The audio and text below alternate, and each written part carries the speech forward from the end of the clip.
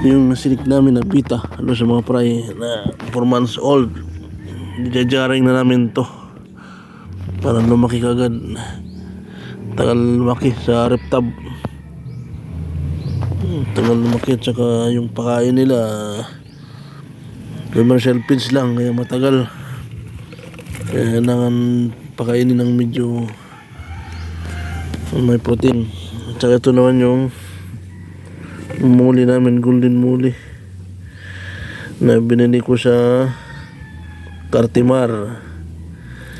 Binili ko sa Cartimar.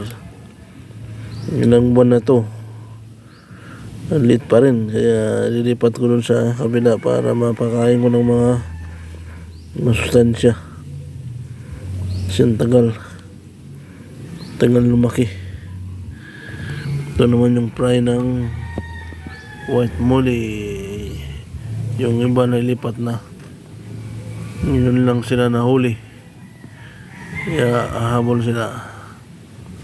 Kasi hindi kasi nakapakain dito ng maayos. Isang araw, isang pakain lang. Kaya ilipat namin doon sa bahay namin, sa mga aquarium. Kasi doon 3 times a day yung pakain. Minsan sobra pa. Yung tulad nito na shubon, lilit pa, kulang sa pakain.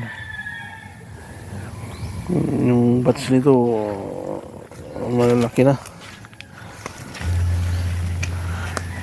sila malilit pa rin.